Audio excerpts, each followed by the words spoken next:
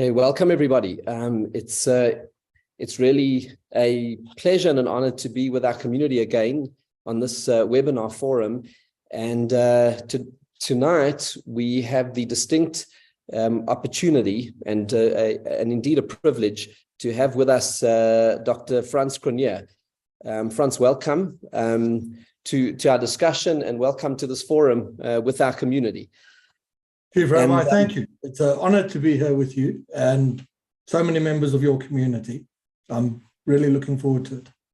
Okay, wonderful. And I think that, Frans, I think the reason that we're here this evening is that, people are troubled, concerned about, the state of South Africa. In a way, it's something which is perennial. It's always been there. I spoke about it at the State of the Community address, where often we fall into the trap of binary thinking and emotive thinking, where we're thinking it's one way or the other. It's kind of all good or all bad. And we fall into the trap of seeking to be optimists or pessimists.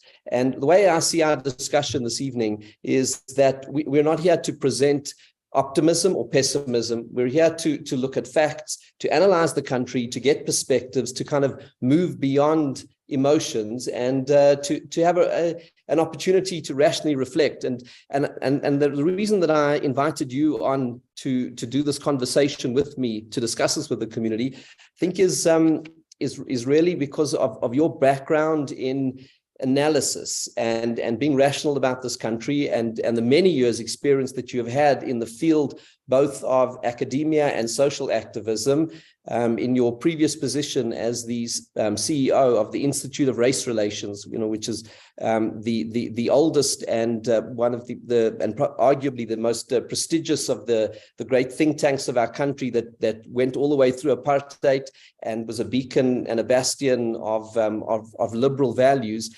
And now in your position as the head of the Social Research Foundation. So I thought, Frans, maybe before we begin to analyze what's happening in the country today, maybe you could just tell us a little bit about yourself, to introduce yourself to the community. We have spoken before in public fora, but I think it's important for people to understand your background and the sense of coming from rational analysis and really looking at facts and trends and as a social analyst.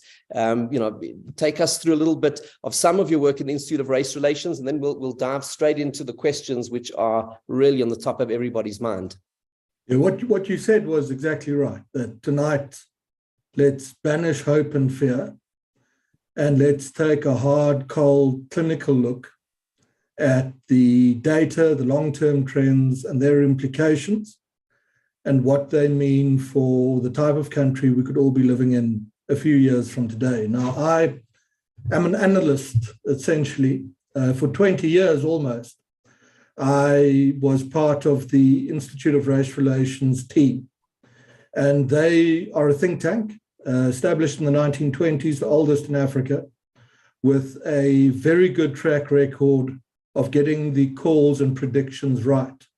One of the great IRR calls was in the early 1980s, that apartheid was already over and that it would end in a negotiated settlement. Following from that call was the one that the ANC initially in government would be more pragmatic and successful than many people had feared, given its origins in Eastern Europe, or its exile origins in Eastern Europe and the former Soviet Union. We got the call on Thabo Mbeki's exit absolutely right, precisely.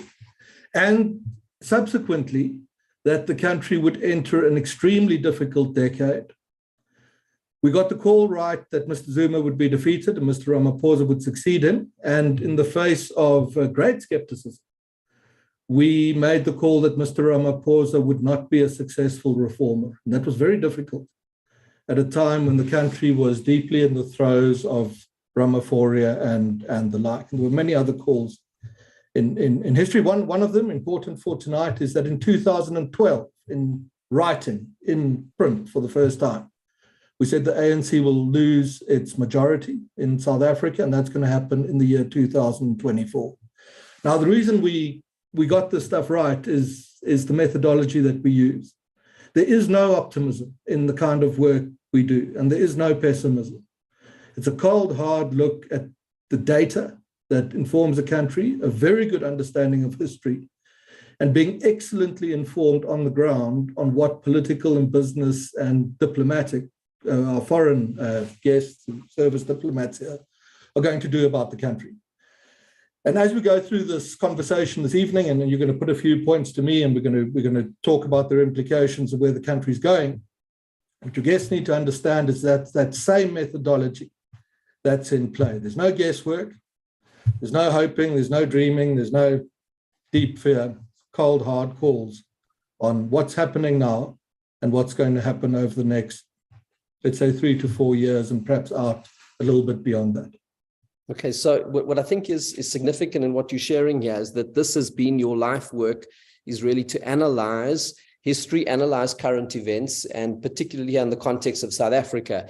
And the various predictions that were made. I mean, it's not like looking into a looking glass. It's really looking at analyzing what is at the moment, expanding those trends, and making the predictions based on rational analysis. It's not a kind of witchcraft. It's really a sense of a real craft of understanding. Of course, it's an art form. I mean, it's not a science. It's an art form. And I remember you telling me once, that when for example, you were saying that Mr. Ramaphosa is not going to deliver the hope that people were investing in him. That a lot of boardrooms and kind of corporate South Africa rejected your advice at the time, and it wasn't popular to be a pessimist then. When I say pessimist, no. I suppose you would say realist. Well, we weren't pessimists. These terms don't exist in this kind of work. We had access to extremely good information, excellent data, and we polled, so a very good understanding of public opinion. And if you have that and you put it together, you'll get your calls right. Now, if the society has the wrong expectations, they might read that as pessimistic as they did in that era. These days, some of the things I'll say to you this evening, I've been accused of being the most optimistic person in the country. And that's just as off. It's not blind optimism. We get a bit ahead of our story, but it's where a lot of the data, on the balance of the evidence, what are the odds that we are going to be relatively successful or that we're going to be a serious failure? And that's essentially the question that we're going to try and address this evening. Yes. And I think that to me, the idea here is that so often we get caught up in what's happening immediately now. And I understand it. I mean, it's, this last weekend, over Shabbat and Sunday, so my area, large portions of Johannesburg had no water, and with huge chunks of time with no electricity. And I'm thinking there, just kind of no water, no electricity, and of course that plays on your mind. And our community, as like all South Africans, I think, are deeply concerned about the future, which is why I wanted to have this discussion.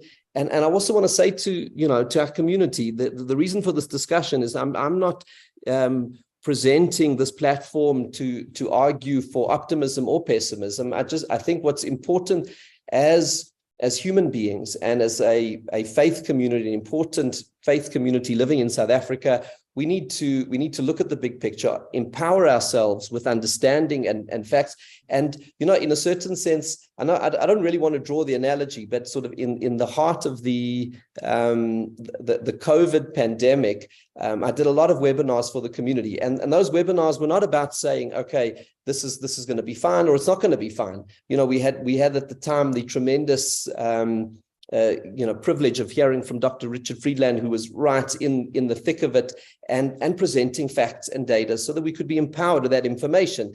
And in a certain sense, that's the most important thing in life in general, and analyzing South Africa in particular, it's the same. And it's an interesting thing, because when I was in a meeting with religious leaders and the president just a few weeks ago as the energy crisis was unfolding, the religious leaders actually said to the president, "We want to tell you something, this load shedding and the energy crisis in the country," they said to him clearly, "this is much worse and inflicting much harder suffering on the people of South Africa than COVID." They said that to him straight. And I think, in a certain sense, that would be the point of departure for our discussion. But maybe what we need to do is step back a little bit, before we just get into that question, if you could just tell us what you're doing at the moment, the SRF, just tell us a little bit about that, because we're going to be referring to, a lot of the studies that you've put out, which, the local media here in South Africa is referring to all the time, but also international media, Bloomberg's, others, The Economist.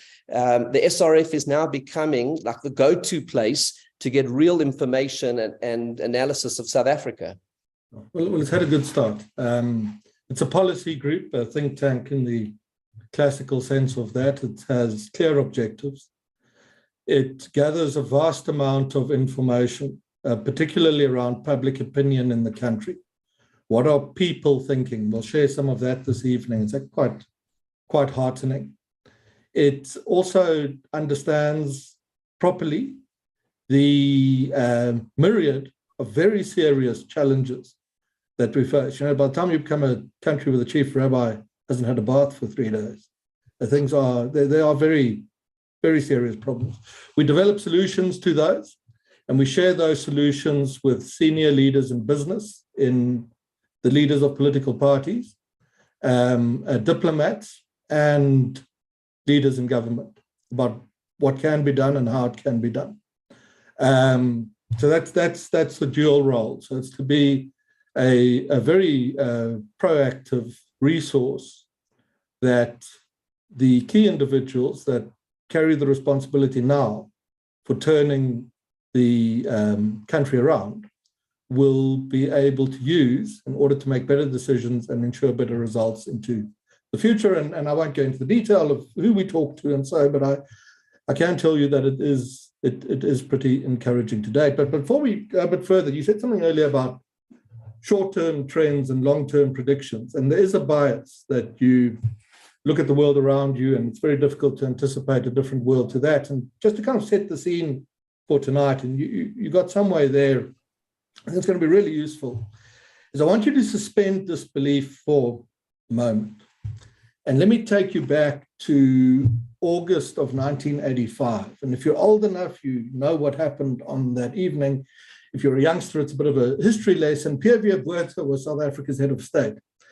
And he goes to Durban to deliver to his party, the National Party, a speech that will go down in history as South Africa's famous Rubicon speech. And the context is that South Africa's foreign minister, Pik Botha, has been going around the world saying, we know we're in trouble. We know the society is failing, and we will be prepared to change. And the context was not dissimilar to that of today. Growth rates were very low. There was widespread violent political anarchy across the country. Young white conscripts were engaged in running battles with Black Liberation Movement activists within the country. There were wars in the frontline states. Mr. Reagan hadn't yet made his speech in front of the Berlin Wall. The Cold War was on the go. And Pierre Botha arrived in Durban that evening. The country was a very depressed place. And amongst other things, and in the face of the foreign minister's promises that the government would take reform seriously, a quote from that night that I translate for you is Botha with his finger, he had this finger that he waved, said, I will not lead white South Africa down the path of abdication and suicide. We will not change under pressure. We will carry on. And it was a very, very dark moment to reach. Investment numbers looked like today. Business leaders were anguished. Communities were looking for options abroad. And if an analyst in the immediate aftermath of that speech had appeared before you and told you that what will happen here is that within a decade, the last leader of the National Party will be gearing up to becoming the tourism minister in an ANC government.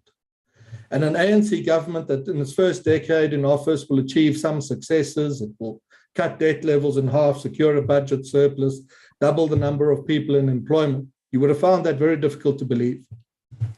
But in the kind of work that I do, this is often more the rule, these unanticipated outcomes than people would think. If you were a young civil rights activist in America in the 1960s and into the 70s, it'd be difficult to believe that within your lifespan, there would be a Black man in the White House. And this happened.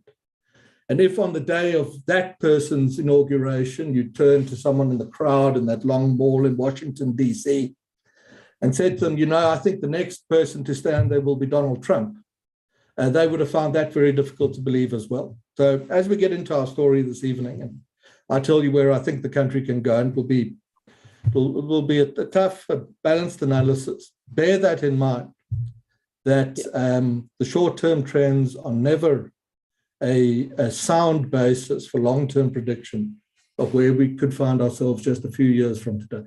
Chief Rabbi. Okay, so we'll look. It's very important that perspective, because so often, and that's why I think the study of history is so important, because we kind of live in the here and now. There's an amazing passage in the Talmud where it says that when God created Adam, he could see from one end of the world to the other, and what the sages of the Talmud are really saying is the human being thrives the most when we see long term and we see big picture, and we aren't caught up in the immediate here and now. So that's why we're going to discuss the infrastructure woes of the country shortly, but let's just take one step back, because I think a thing that's bothering people is that if change is going to happen in South Africa, and change must, we cannot stay this course, then the question is, where's that change going to come from? Because is democracy really working? In a certain sense, there's this feeling, well, kind of the ANC government can do whatever it wishes, and it will just keep on getting reelected and reelected and reelected. And is there, where's the sense? It's like I can be in that meeting with religious leaders, and the religious leaders obviously telling the president, no, people are suffering worse now than under COVID, and we were talking about the water, but now I'm installing a water tank at my house, and what I actually said to the president in that meeting, I said, it's all very well for the middle class in this country, where we can get inverters and water tanks, and we've got this buffer against government corruption and ineptitude. But the poorest of the poor in this country are the ones who really suffering the brunt of government corruption and ineptitude. And that, to me, is actually the human rights travesty that is taking place. So the question then, I suppose, is this, is that sense of, if people are suffering and as a result of government ineptitude and corruption, is that translating into the numbers? Where's democracy in all of this? There's a very advanced change movement in the country. I sit in these meetings. Business leaders will say something must be done.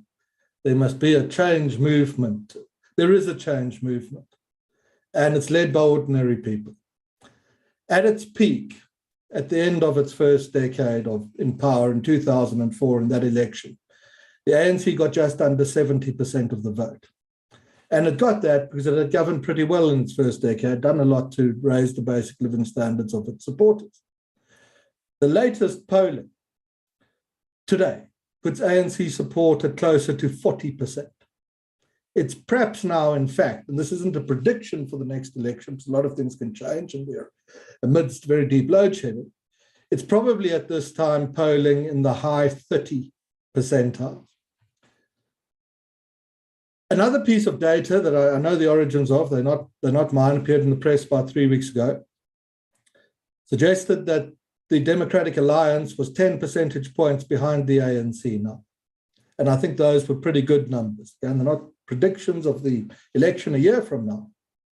But the change movement is far advanced. And something that we must be very grateful for, it's a very good thing, is that on a bit of a lag time, as the ANC fails to meet the expectations of people in their millions, they are beginning to abandon that party and look for alternatives in the country's political opposition. Yeah, so you're seeing that in the numbers. I think I suppose what's on people's minds is that we've had a bit of taste of what coalition government could look like. In other words, people are now, we're now moving into a new reality that whoever is going to govern in 2024 after that election, it's going to be in a coalition. But let's say, as residents of Johannesburg, we're going, have a great experience of what coalition government, is. How do you see coalition government, and is that something that can, what sort of trends are you seeing in that? Well, we will become a coalition society. Our electoral system lends itself to that. So it will happen, and 10 years from now, the biggest political parties in South Africa will have somewhere between 20 and 30% of the vote, and they'll have to make deals.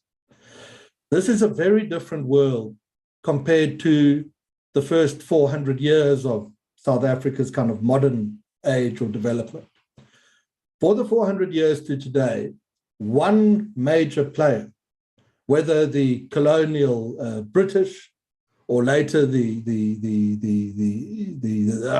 Dutch, whether the colonial British, whether the Afrikaner nationalists, whether the apartheid government, whether later the liberation movements and later the ANC, one group could make a decision about how to govern the country and enforce that across the population. That is busy changing at the moment, and it will never be the case again. So very unlikely. My first point would be give the country's politicians a little bit of space to figure out how this works. It's an entirely new world for them, the sharing of political power. Second point I'd make for you is that it's wrong, the drift of media reporting that South Africa's coalitions are all failing. They have failed in Johannesburg in a unique set of circumstances, where they have failed in Pretoria, and they will probably fail in Ekurhuleni, and they'll probably fail in Mogale City on Johannesburg's West Rand. But there are about 20 serious places in the country, many of them sort of a bit towards the sort of south, which are governed through coalition and are very successfully governed. And a week ago, when I wrote a piece in Business Day on this and South Africa's prospects, on my maths, South African coalitions that work outnumber the ones that don't by a margin of 8-1. What's also likely to happen, South Africa's people are very keen on the idea of coalition. It's the most positive political message you can give as a political leader, that we will work together and not against each other in order to find solutions that benefit the people. Very positive political message. Where parties that break up coalitions, spoil them, sell out in coalitions, are exposed for doing that, as the public begins to learn who these are, and they will begin to learn, the parties that are exposed will see their political relevance fall away, and the parties that are able to work together for the greater good of communities are the ones that are going to rise. So coalitions are tricky. So we're trying something new, given 400 years of what the political rules were about how South Africa's run, or the territory that's today South Africa's run. The prospects, however, are reasonable that the country's coalitions will, in the fullness of time, begin to work better. This is the interesting thing, as you mentioned here about the fact that South Africans are saying in the surveys that you've done that they actually want political parties to work together. In other words, the South Africans realize as a people, and maybe you could just share a little bit more about that, because I think what I've found very interesting in a lot of the work that you've put out from the SRF is that there is a wide consensus in this country across all racial, across race and across even economic levels about certain key values and perspectives, like take this one of working together, and maybe there are others that you can share just to give us a bit of a picture. Who are South Africans? Who is South Africa? Okay, this is good, and this is actually a good story. If you read our mainstream media, the News 24s and the like, or follow Twitter closely, you can easily end up forming the sort of conclusion that South African communities across lines of race and history and class and politics are turned against each other, sort of setting up the battle lines for a titanic and sort of bloody conflict that will finally tear our country apart. That's often the media impression that's conveyed. If you do something different and you go into people's living rooms and you do serious opinion polling and you ask them what they want and what they think and what they hope for in the future and what's important to them, you see that first country is actually complete crap. That South Africans on the whole, a comfortable 8 out of 10 South Africans have a great deal in common. They have the same value system. They have the same expectations of what should be done to fix the problem, and they want the same things for their children. I can give you a current example, Russia and its current military exercises off our east coast are a good example. The ANC and government are firmly aligned to Russia. The broader opposition not aligned to Russia.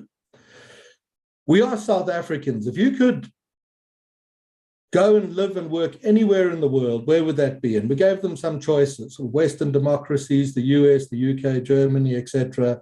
And we also provided Russia, China, Cuba, that kind of country.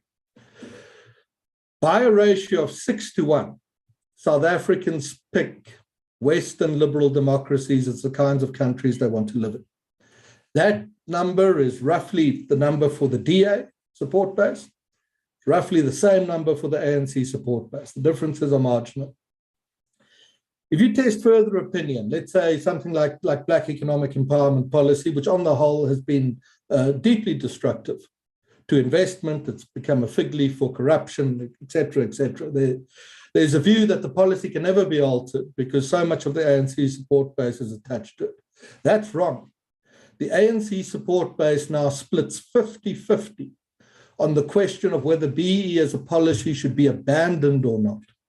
And that split is drifting more quickly in the direction of the types of views that you might think South Africa's political opposition are alone in holding. Third one I'll give you is the question of whether there should be race-based appointments in the civil service or not. And South Africans on the whole now split 8-2 against that. They are of the view that appointments in the civil service should be based on merit alone and nothing else. You say 80% of South Africans. That figure, it's probably 9 out of 10, I think, in the DA camp. It's about 7.5 out of 10 in the ANC camp. There is far more now on basic value type issues, and the policy changes South Africa needs to be a success that unites people across our historical political divides than what unites them. And as the pressure in the country builds, what you begin to see in the social data is not that people are driven further apart from each other, but that their collective suffering is, if you're desperately poor, you suffer absolutely terribly under the present administration, but they're middle-class families who are deeply stressed, even though their living standards might be higher. As that pressure builds, what the data continues to suggest is that South Africans come closer to each other rather than being pushed apart. What prevents the complete sort of conclusion of that, the crossing of the great historical divide, the building of a successful coalition government is history and time, and time is important. And often, regrettably, the caliber of many of our political leaders, and the fact that too often people are taught to believe narratives about their neighbors that aren't true, that the chap across the road, across the city, has a completely fundamentally different value system to the one that I have.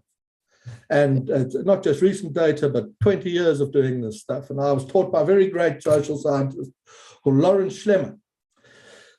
And Schlemmer taught me a lot of things. And one of the things he absolutely insisted on was deep back into our apartheid history. He said he could see that Afrikaner nationalist households and black households, even though they had no idea of it, broadly actually had the same value system. And that if we could one day bring that to the fore and create political options to inspire people to join, and we could leverage this, we could become a very great country.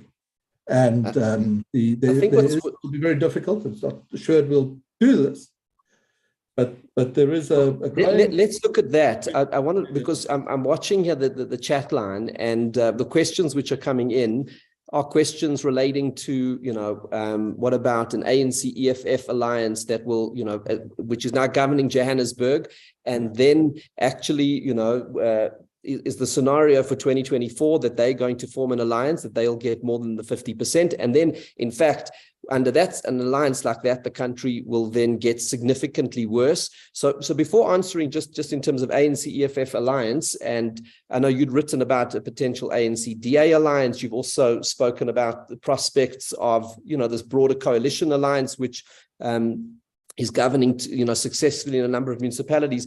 But let's look at some of your scenarios. How are you seeing the next, 5 years or so? I see there's also questions that people are asking here about the national health, NHS, and those kinds of things. So when looking, if we just sum up where we're holding in the discussion at the moment, what you've said so far is democracy is working.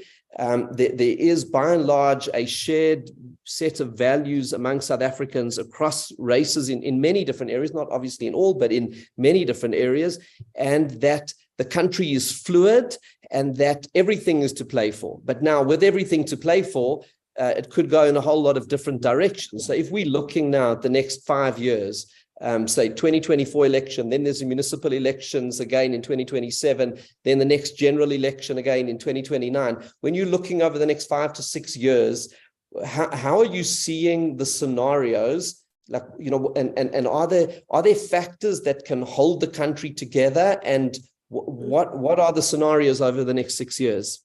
Let's deal first with the ANC-EFF alliance. It's a realistic prospect, and it's extremely dangerous. And it could culminate in, for our democracy and economy, an extinction level event. So it could be the end. So that don't have any illusions about that. However, the ANC is split around whether this is a good idea or not. I'd say it's pretty evenly split. The more pragmatic of the ANC's leadership fear that if this deal is made, it will result in a reverse takeover, and the ANC will surrender the last of its urban support, the last of its emerging middle class support, and the last of its support amongst the great bulk of younger people in the country. And the reason they hold that view is that if today you add the ANC and the EFF together and you make them one party, and they contest an election, then in urban areas of South Africa, they would get less than 50%. They get between 40 and 45. In rural South Africa, they'd get about 80%. And the ANC's pragmatists are worried that if the two come together, the ANC brand, firstly, of incompetence and corruption, which has become the brand, will contaminate the EFF. And the EFF brand of anarchy and violence, which is how it is seen by the great majority of the country's people, if you poll them, will contaminate the EFF. And the ANC-EFF collective will become a regional rural party centered around the north of the country. It will have lost Gauteng by miles. Natal will go with the EFF too. The Western Cape gone, the Northern Cape will be on the Western Cape's heels. And what will happen to the ANC and the EFF is they'll spend their last years in the dusty scrublands of sort of Northwest and Limpopo and Mpumalanga, fighting it out in what will be literally a bloody battle over the scraps of tenders and the like that they can pick up in those rural sort of backwaters. And the rest of South Africa, people with a matric certificate, who already, a minority of whom today support the ANC, with university degrees, only a quarter or 20% of whom support the ANC, with jobs, less of half of whom support the ANC, will abandon that party entirely, and it will be the end of Africa's great liberation movement. You speak about the events that could happen, we'll talk about the other ones as well, but on scenarios like these, the success of the democratic transition of 1994 was not by accident. It wasn't happenstance. It wasn't left to chance. There was an immense effort going back decades to shape the direction that transition would take. I am confident, as much as I've warned you of the danger of this ANC-EFF deal, that if sufficient resources are made available to the country's pro-democracy organizations, then in the 5 years of an ANC-EFF alliance in government, it will be possible to head off every major attack they launch against the country's democratic institutions, from freedom of speech, the courts, to property rights, the market economy, to the electoral system. And if we succeed in fending off those attacks, and it's in our power to do so, no one else will, it's us here that are going to do it, as has always been the case, then by the time of the 2029 election, I expect that ANC-EFF support will sit at somewhere between 20 and 30%, and they will be over. And Africa's last great dame of liberation movements, will spend its final congress somewhere near the Botswana border in a sort of tumbleweed dust storm. So we can fend that one off. Second one, you've asked me for a few, is that ANC support falls lower than I'd anticipated. I thought ANC support would fall to the mid-40s in this next election, but data suggests that I might have been naively optimistic on the ANC's prospects. If ANC support is below 40% and DA support is nearer 30%, then a deal between the two becomes possible. There is some excellent writing on why that deal would be a mistake, and I'm not going to go into all the details of that now, except that there could be a reverse takeover of the DA, etc. All of that is valid. There are, however, within the ANC, both in the party, pragmatists. The budget delivered a week ago was a spectacular achievement of fiscal prudence on the part of the ANC's finance minister, in the finest traditions of ANC fiscal prudence, which is a tradition that extends back to the early 1990s. Also in the broader ANC universe, the ex-Mbeki administration and the like, people who did make a lot of mistakes, there are good and decent people who are dismayed when they look at the state of their party. If they can find their way to the DA's better leaders and form a unity government of sorts, doesn't have to be a formal alliance at first, that holds within it the promise of crossing that great historical, political, and racial divide and building a great country. So that's a prospect. Third prospect is that the ANC support may fall so far that the smaller coalition parties, there are a lot of startups, and then this Democratic Alliance, which is growing very strongly at the moment, that they might come together and form a national government to the exclusion of the ANC. Now, we're fortunate here in people tend to think the status quo is the worst thing that could ever happen to them. We are a fundamentally free society. This year, the Venezuelan political opposition has been arrested and thrown in jail again. Many Zimbabwean democracy activists languish in prison too. Our political leaders operate freely with very limited interference in what they're allowed to do. It is a very important asset that we have in our position. Our opposition leaders broadly too, from Mmusi Maimana's New Startup Party, Build One South Africa, through the DA, Herman Mashaba and his Action South Africa, the ACDP, the Freedom Front, are pragmatic in their policy prescriptions. These are sensible people in the main, who's thinking about the world and how policy works and how the economy should work, are the sort of underpinnings of every highly successful society. So these are the broad strokes directions that we could move in after the 2024 election. They all contain threats and opportunities. The extent to which the opportunities overwhelm the threats must not be left to chance. A very serious effort, and some of these are being built at the moment, but more must be done. Must be built to ensure that whichever one it is, it's utilized to ensure that we get to a point where we again have a very stable national government possessed of common sense and pragmatic policies, that we can firmly and quickly begin the process of political, social, and economic rebuilding. Chief Rabbi. Yeah, I think, I mean, the scenarios you lay out there it's a very important framing, because, you're not sort of calling one way or the other. You're saying, listen, these are the potential paths. And on whatever path it takes, the key is for the institutions of freedom and democracy to hold, as they have done for 30 years, and that will provide the framework for the next 3 elections. The question I wanted to put to you was, I suppose the one that's practically on people's minds in terms of load shedding, but I want to raise it in the context of it's not just a problem by itself. What it symbolizes, the degrading of infrastructure in the country, which is as a result of this government's corruption and ineptitude. And, in a certain sense that, even the inability to take responsibility for that. And, what sort of hope is there that these sort of practical problems, can be overcome?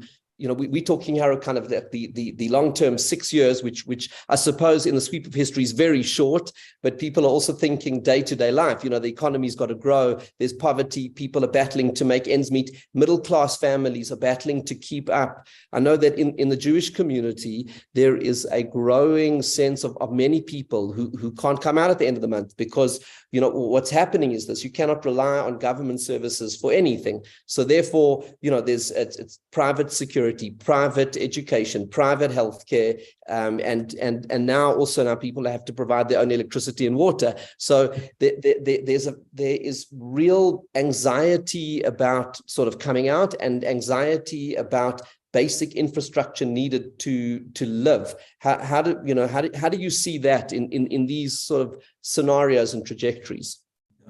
One word and then that.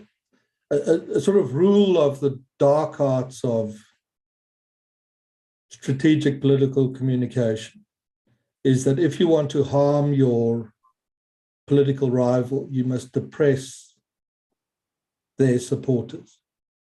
They must be made to feel that no solutions are in reach, that every problem is totally intractable, and therefore they give up and they lose confidence.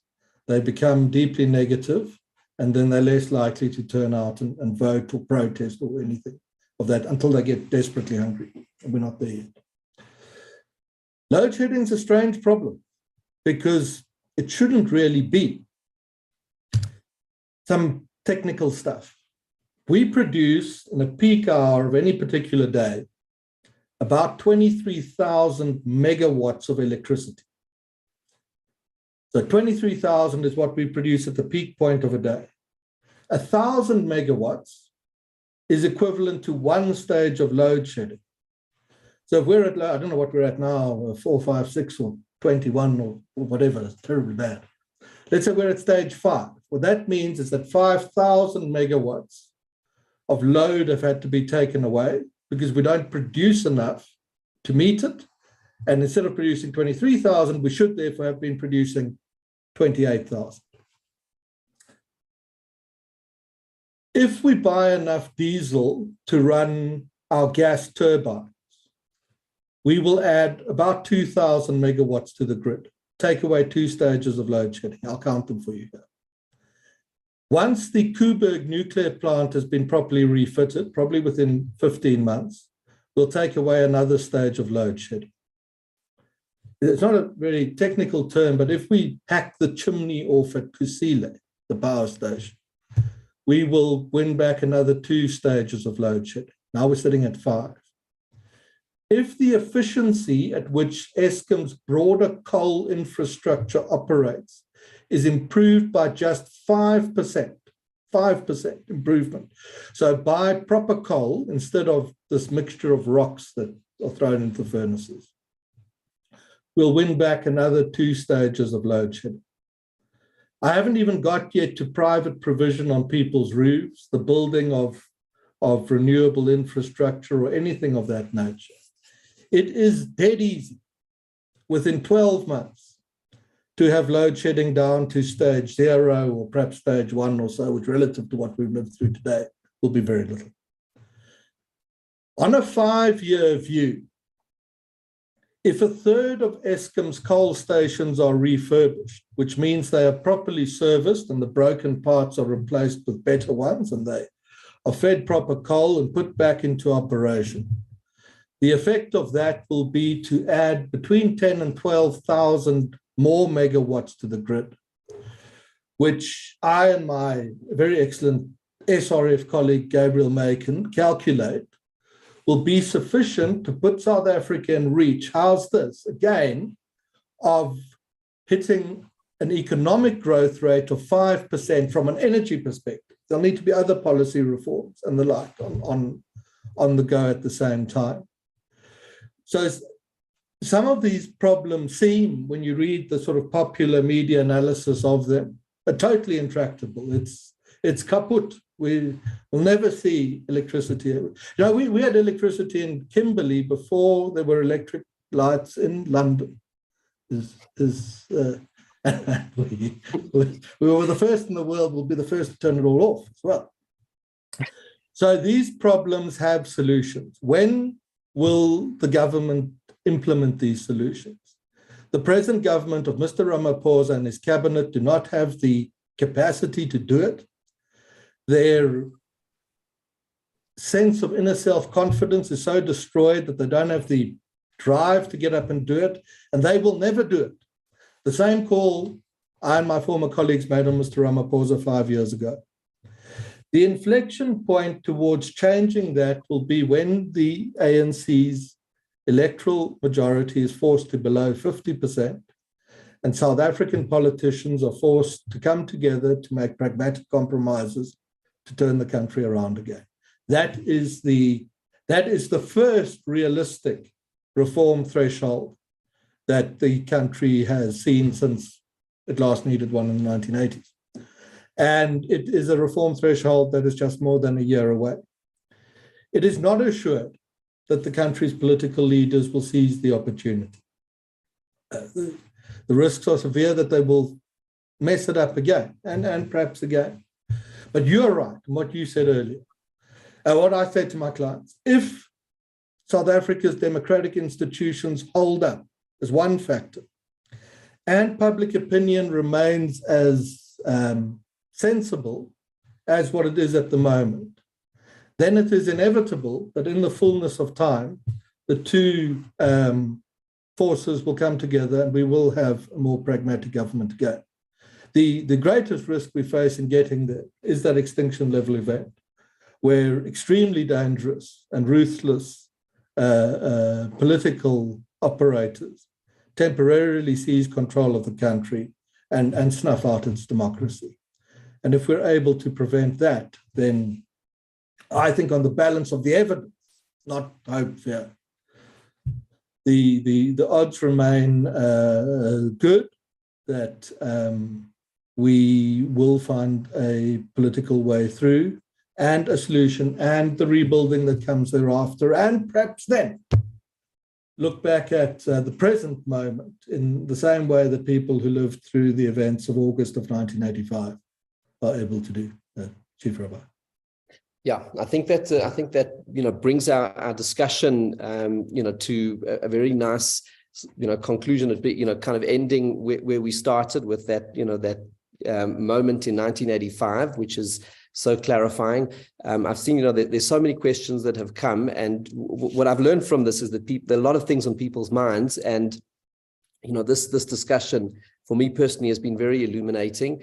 And I think we need to do this more often. It's perhaps every few weeks or as something perhaps once a month we get together and have these discussions. Take all the questions from the community. The questions have been pouring in here on the chat line. Many questions came through on the emails. And I think that we can see there's a real thirst for understanding, for analysis, for rational inquiry, to move beyond the kind of knee-jerk, I kind of think of these like Shabbos table discussions. If I'll bring you into sort of Jewish culture and that Shabbat table discussion where people are pontificating about the country, and a lot of it often gets very negative, and I completely understand where people are coming. The lights, you're sitting at the Friday night table and your lights go out, and you didn't have water and you couldn't cook the food, and whatever it hangs on people. But I think what's come out of our discussion today is it's not about being optimists or pessimists. It's actually about really looking at the big picture, looking at the sweep of history, looking at historical trends, and not looking at the here and now, and then having that opportunity just to see the bigger picture, and which I've benefited, and I think everybody's benefited so much from your analysis. And maybe we can just bring our discussion to a conclusion, perhaps some concluding remarks, because I think if we look at everything what you're saying is this, the values of South Africans and their kind of views of things are not actually dramatically far apart from one another. If the institutions of freedom and democracy hold, then the country is going to, through its people, find its way.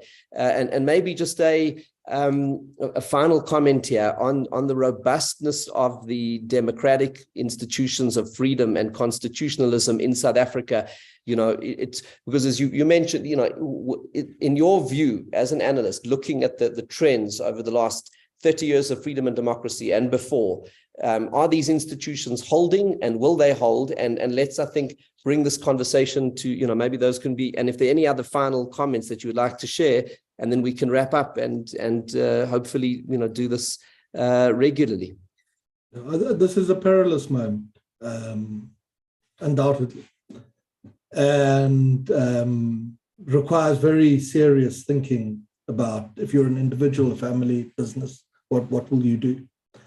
And I won't try and convince you to stay here.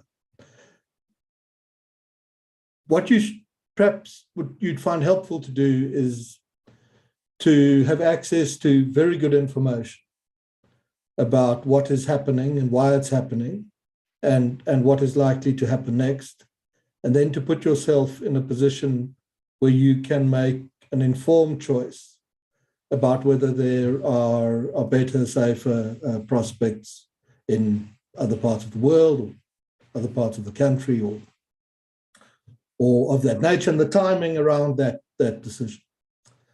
And I think if you do so, the decision will be extremely difficult at the moment, because we have very important assets in our possession. The pragmatism of the great majority of people. The fact that a failed ruling administration is collapsing before our very eyes. That we have pragmatic opposition parties that are free to act in the best interests of their supporters as they see fit to do. That we have fiscal pragmatism. The South African government is not doing what I once feared it might at this moment, which is print large amounts of money, not in order to obtain the money, but to create inflation, so they could devastate living standards and use the devastation and the hunger and the anger to breed populism with which to supplant democracy. That is not the line of fiscal thinking out of the current administration. This is a far more carefully balanced position than loose, shallow analysis would suggest. And the defining asset is the extent to which all of us, and as far as our resources allow, will use the most important asset of all, which is the fact that it's a fundamentally free society, to shape the direction that it takes from here on out. And I think if a critical mass of people do that, and you've got to be pretty positive to do that. You've got to see the way through, prepared to fight for it. Realize that in many respects we are on the front foot now in defeating so many of the things that threaten our standards of living, way of life, the things that are important to us. I think if a critical mass enter that fight and stick with it, then on cold, hard view, on the balance of probabilities, it will probably turn out okay in the longer term. Hey, thank you very much. Dr. Cronje, thank you so much for being with us. I want to thank our community for joining on this webinar, and recording will be made available. We'll send it out immediately afterwards. And I want to thank Dr. Cronje, for making yourself available. You've 20 years experience in the IRR and now in the SRF, and such a key analyst that so many people in the country are turning to, making yourself available for a full hour here for a discussion with our community. So grateful to you for that. If I may end, this in the next few days, we'll be celebrating the festival of Purim. And in a way, Purim is really about the story of living, as a Jewish community in the diaspora outside of the land of Israel. And in what happens in Purim is that actually, there's the empire of Achashverosh, and they are, it's a tyranny. And so, of course, everything depends on the goodwill of the king. And Haman makes the intercession, and a decree goes out for genocide against Jews throughout the world. And through the miracles of God, Mordechai and Esther intervene, and that's what we're going to be celebrating this coming week, please God. And I was, to say to our community, in a certain sense, to all South Africans, part of the lesson of Purim and the book of Esther is, firstly, faith in God. God is ultimately in control of this world, and we acknowledge his role. It's interesting that in the book of Esther, God's name does not appear. And yet his guiding presence is felt everywhere, because in this world, God's presence is hidden, and we need to see his hand, and Purim is the time to remind ourselves of faith. And also, when I think about Purim and the book of Esther, I think what a gift and a blessing it is to live in a free democracy, because and it's something, that if we look over the sweep of Jewish history, the pain of Jewish history has come at the hands of very cruel tyrants. And when one has a constitution and freedom and democracy, that is a blessing. This country has enormous challenges, and that's what we have been discussing tonight. And I think in a very frank and honest way, as you said, Frans, you come in here with no agenda. I love how did you put it? Banish hope and fear. Hope and fear. And banish optimism and pessimism. We're just looking at the facts, looking at the trends, so I think that has been so illuminating and so special. I want to just wish everybody a happy Purim, and Frans, if you're up for it, I think let's do this again sometime in the near future, maybe in a month's time or so. To look, I know that you're busy working. SRF is a whole lot of new surveys and focus groups that you're running on voter attitudes. And maybe, by that stage, you will have published those, and, you'll be able to share it, and we'll get some deeper insights. And so, maybe this can be the start of many conversations. Whenever you want to get us up, we'd love to be here. So great. Okay, great. Thank you, everybody. Thank you for joining us. And God bless, good Shabbos, and happy Purim to everybody.